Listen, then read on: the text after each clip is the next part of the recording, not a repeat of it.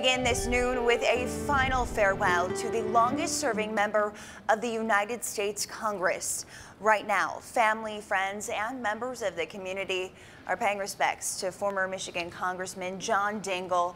We watched together this morning as the 92-year-old's casket was escorted from the Verheiden Funeral Home in Grosse Pointe to the Ford Community and Performing Arts Center in Dearborn.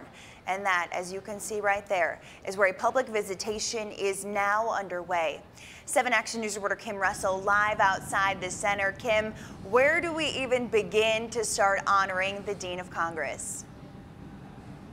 You know, he served almost 60 years and during that time became one of Congress's most powerful members. Today, we're seeing members of the public, his family and dignitaries come to pay respect.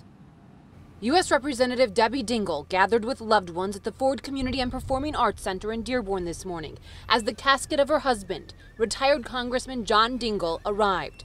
During his career, Congressman Dingell was part of legislation that shaped America. The Clean Air Act, Clean Water Act, Civil Rights Act, Voting Rights Act are just a few pieces of historic legislation he was part of. His family tells 7 Action News he was most proud of his work to improve access to health care in America in honor of his sister, who died during the Great Depression. John Dingell loved a lot of things, but he loved Debbie Dingell above everything else. And they just had such a wonderful, wonderful impact, I think, on our country in so many ways. So today we say goodbye to our very, very good friend and beloved friend, John Dingell. Because, John, we really did love you so much, and I'm sure you're already giving him heck up there. He was a great guy with not only people within the community, his family, even his love for his wife. So, you know, that's kind of how I look at a person and make a determination. You know, if they won me over, and boy, this guy has won me over time and time again, just by the nature of being a true gentleman.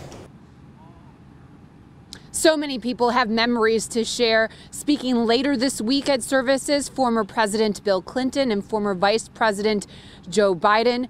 Visitation is open to the public until 8 o'clock today. Reporting live in Dearborn, Kim Russell, 7 Action News. And Kim, I know a lot of fond memories being shared. You spoke with the family there. Knowing John, this is so bittersweet and so hard to say goodbye, but I have to think they have a lot of laughs that they're reminiscing about as well. You know, I spoke to his son and he said their last conversation was about fishing trips and the outdoors because he just loved our environment and the outdoors, especially here in Michigan. Back to you. What a legacy to hear how much he loved his wife as well. Kim Russell, thank you so much for that live report.